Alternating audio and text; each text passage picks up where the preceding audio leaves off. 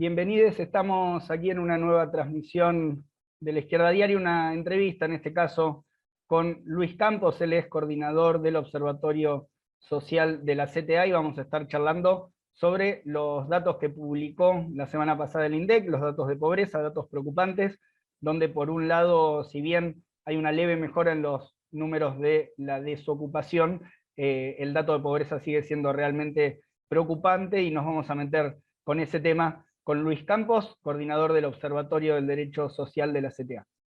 Lo que, lo que se observa, y se viene observando muy claramente en los últimos años, es que por más que mejoren coyunturalmente los indicadores del mercado de fuerza de trabajo, eso no necesariamente se traduce en reducciones sustanciales en los niveles de pobreza e indigencia.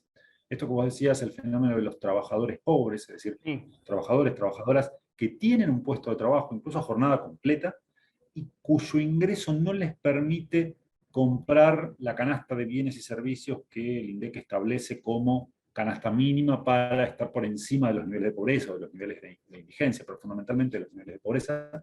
Este es un fenómeno que se viene viendo desde hace ya mucho tiempo y que se empieza a consolidar como un dato estructural del funcionamiento del mercado de fuerza de trabajo en nuestro país. Para ponerlo en algunos datos. Sí. Si tomamos los datos de empleo del cuarto trimestre del 2021 y los comparamos contra los datos de empleo del cuarto trimestre del 2019, es decir, contra la prepandemia, los datos de empleo del 2021 son mejores que el 2019. Bajó el desempleo, subió la tasa de empleo, bajó la tasa de ocupados demandantes. Todas las variables que publica el INDEC son mejores que las del 2019. Sin embargo, la pobreza y la indigencia son mayores. Es decir, hay más personas trabajando, hay menos personas buscando trabajo y sin embargo hay más personas que no tienen ingresos suficientes para estar por encima de los niveles de pobreza, por encima de los niveles de indigencia. Y esto tiene que ver básicamente con el deterioro de los niveles de ingreso, es decir, esos trabajadores, esas trabajadoras que se sumaron al mercado de fuerza de trabajo en estos últimos 2 años, se suman en puestos que tienen ingresos menores, ingresos que van corriendo por detrás de la inflación, con lo cual, por más que haya más personas trabajando, los ingresos que obtienen no les alcanzan para superar los niveles de pobreza, y también con las condiciones en las cuales se insertan en la estructura ocupacional. Porque no es solo un problema de ingresos que pierden contra la inflación, sino que lo que viene creciendo y mucho en los últimos años son los puestos de trabajo más precarios dentro de la estructura ocupacional. Asalariados no registrados y fundamentalmente trabajadores y trabajadoras por cuenta propia, que son los más sensibles a variaciones negativas en la actividad económica. Entonces, si tomamos que los trabajadoras que tienen mayores niveles de protección, aquellos que tienen la cobertura de convenios colectivos de trabajo, aquellos que tienen un recibo de sueldo, vienen corriendo por detrás de la inflación, es decir, por más que haya más trabajadores, el ingreso efectivo que tienen, el ingreso real, el ingreso en el bolsillo es cada vez menos. Si a eso le sumamos que gran parte del crecimiento de la ocupación tiene que ver con asalariados no registrados y con trabajadores por cuenta propia, el panorama, el combo completo muestra un escenario donde esta idea de crece el empleo, crece la ocupación, baja el desempleo, pero al mismo tiempo crece la pobreza, crece la indigencia, y se empieza a explicar por ese lado. Para ponértelo en un número más brutal, si querés, ya no comparar contra 2019, sino comparar contra 2017, que fue el último momento donde la economía de nuestro país mostraba signos de cierto crecimiento dentro de un estancamiento relativo que arrancó en el 2012. Pero el 2017, dentro de todo, fue un buen año, entre muchas comillas, de la economía del macrismo. Y de hecho fue un buen año a tal punto que fue el año de más baja inflación de los últimos años, el último año de crecimiento económico. Esto de hecho le permitió ganar las elecciones al gobierno de Cambiemos, de Juntos por el Cambio en su momento, de Cambiemos. A fines del 2017 los niveles de desempleo eran muy similares a los actuales. La tasa de desempleo era el 7,2, ahora es el 7, es decir, bajó marginalmente. Pero si vos mirás el informe del INDEC del cuarto trimestre del 2017 y mirás el informe del INDEC del cuarto trimestre del 2021 en materia de empleo, en materia de mercado de fuerza de trabajo, vas a ver un escenario muy similar. Ahora, en materia de pobreza, pasamos del 25% en el 2017 al 37% en 2021. Es decir, con un mercado de 12 fuerza de puntos. trabajo Ujú. muy similar, la pobreza te creció casi un 50%, es decir, 12 puntos porcentuales, y la indigencia casi se duplicó entre 2017 y 2021. Entonces, esto de vuelta te muestra a las claras que, por un lado, cuando uno hace estos análisis, no tiene que agarrarse de un solo dato. Teníamos muchos funcionarios que cuando salió el informe de empleo estaban festejando el menor desempleo en muchísimos años, y a la semana siguiente sale el informe sobre pobreza y tienen que hacer malabares para explicar cómo un dato y el otro se dan al mismo tiempo. Y efectivamente, esto tiene que ver con ese deterioro en los niveles de ingreso, ese deterioro en la calidad del empleo, en la calidad de la ocupación que se va generando en los últimos años, y que de vuelta no es un problema coyuntural de tal o cual gobierno. Digo, esto lo vimos en los últimos 2 años con la gestión de Alberto Fernández, muy claramente durante los 4 años de la gestión de Mauricio Macri, pero ya estos problemas, estas tensiones del mercado de fuerza de trabajo se venían viendo muy claras, incipientemente, pero muy claras desde el 2012, en el segundo mandato de Cristina Fernández de Kirchner. Me parece que es algo que va más allá de las orientaciones políticas de los gobiernos de turno, es que están mostrando un comportamiento estructural de la economía argentina y del mercado de fuerza de trabajo de nuestro país, que, como decías al principio, empieza a tener como un componente estructural muy arraigado la idea de que puedo trabajar a jornada completa, incluso puedo estar sobreocupado, puedo trabajar más horas de las que se entienden como normales, las famosas 8 horas diarias de trabajo, y aún así no tener ingresos suficientes para acceder a los bienes y servicios que el propio INDEC establece como umbral mínimo para estar por encima de los niveles de pobreza.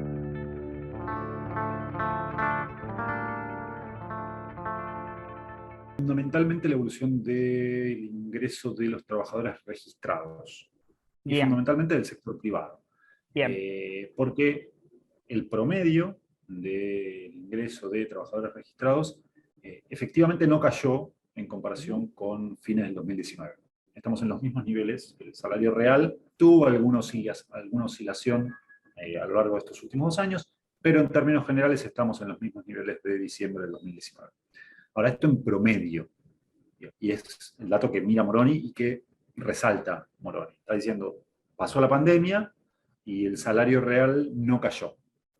Y eso efectivamente es cierto, pero al mismo tiempo, por un lado, deja de lado la situación de aquellos trabajadores y trabajadoras que no tienen mecanismos institucionales para sostener los niveles de ingreso, asalariados no registrados, trabajadores y trabajadoras por cuenta propia. Pero al mismo tiempo ese promedio puede resultar engañoso, porque dentro de ese promedio tenés sectores que pueden defender mejor su nivel adquisitivo y sectores que tienen más problemas para defender su poder adquisitivo. No es lo mismo, vas a tener una evolución salarial muy distinta si tomas el caso de los trabajadores y trabajadoras de la actividad bancaria o de la industria aceitera, para citar 2 ejemplos, o de la industria automotriz, los sectores con altos niveles de ingreso, donde la pobreza no es un elemento. Digo, no vas a encontrar ningún trabajador bancario, ningún trabajador o trabajadora aceitero, ningún trabajador de la industria automotriz que tenga salarios por debajo de la línea de pobreza, y son sectores que tienen mayor capacidad de defender exitosamente su ingreso en términos reales.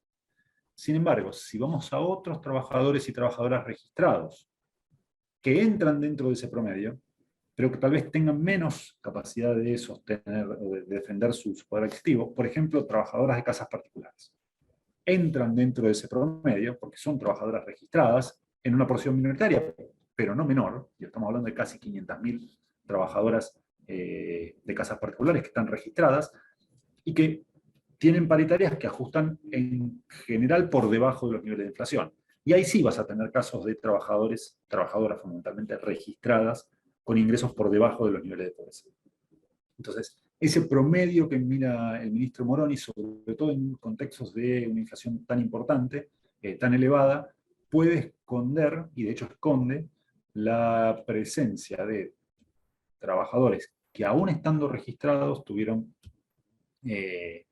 una caída en sus salarios reales y que muy posiblemente algunos de ellos estén teniendo ingresos por debajo de los niveles por debajo de la línea de pobreza, porque son los trabajadores y trabajadoras de los sectores que tienen menores niveles salariales iniciales, aún estando registrados. Esto en el caso de casas particulares me parece que es un muy buen ejemplo porque muestra muy bien cómo, de vuelta, se puede tener un trabajo a tiempo completo registrado y tener un salario que no alcanza para cubrir los niveles de pobreza. En el caso de casas particulares, incluso no alcanza para cubrir el salario mínimo vital y móvil, que vaya uno a saber las razones por las cuales no se aplica a estas trabajadoras, que son una especie de trabajadoras de segunda, no tienen derecho al salario mínimo vital y móvil, pero bueno, eso sería parte de otra discusión.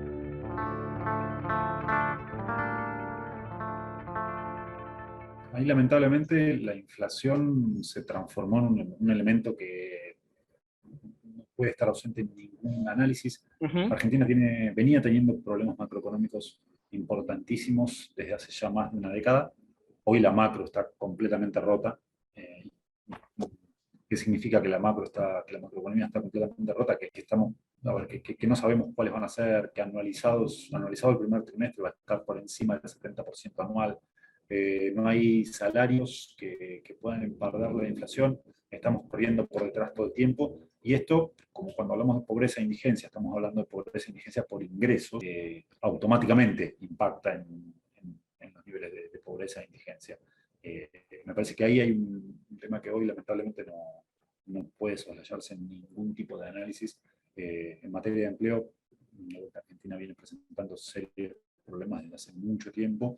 Ten en cuenta que antes de la pandemia, al 2019, Argentina llevaba casi una década de estanflación, es decir, de estancamiento económico con alta inflación, problemas que venían siendo muy importantes hasta el principio del 2018. 2018 y 2019 fueron años desastrosos en términos de una depresión económica, es decir, Argentina produjo cada año menos que el año anterior, en 2018 y 2019, con altos niveles de inflación en torno al 50% anual, y todo esto antes de la pandemia.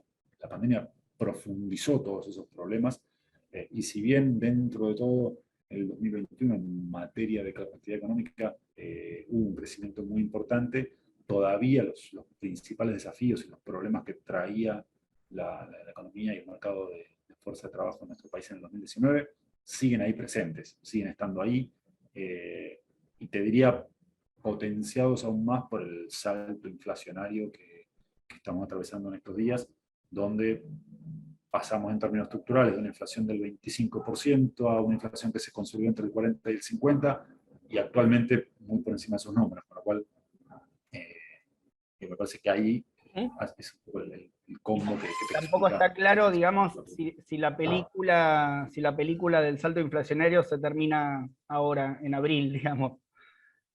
No está todo dicho, digamos, para este 2022.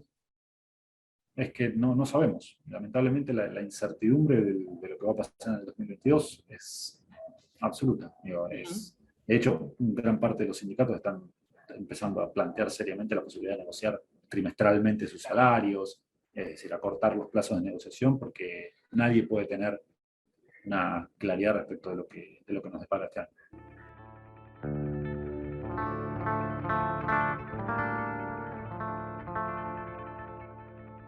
Sí, a principios del 2002, 2003 estabas en niveles incluso superiores, con metodologías diferentes, con lo cual ahí no se podría comparar estrictamente, pero sí, en esos momentos estabas con niveles por encima de los que se informó la semana pasada, con lo cual no quiero decir que todavía hay margen para empeorar, pero sí. Argentina tiene una intervención muy fuerte, muy potente del Estado argentino sobre la pobreza por ingresos. La asignación universal por hijo, las moratorias previsionales, que permitieron que muchísimos trabajadores y trabajadoras que no tenían los años de aporte para jubilarse se pudieran jubilar. El programa Argentina Trabaja. Es una intervención muy, muy potente. Si quitáramos esas herramientas, estaríamos hablando de un escenario mucho más complicado que el actual. Ahora, son herramientas que definitivamente no te no te van a dar una resolución que vos no obtenés en el plano de la macroeconomía y en el plano del mercado de fuerza de trabajo. No quiero decir paliativos, pero porque son herramientas muy, muy importantes. Y de vuelta, tal vez más importantes, de las más importantes que encuentres en los países de la región. Pero aún así, digo, son herramientas que sirven para contener, para morigerar, y no para solucionar de fondo. Digo, no vas a resolver con la asignación universal por hijo o con el programa Argentina Trabaja los problemas que no resuelvas en el plano de la producción, en el plano de la estructura productiva, en el plano de la macroeconomía, porque definitivamente ese tipo de soluciones generales son las que están faltando y están faltando desde hace mucho tiempo.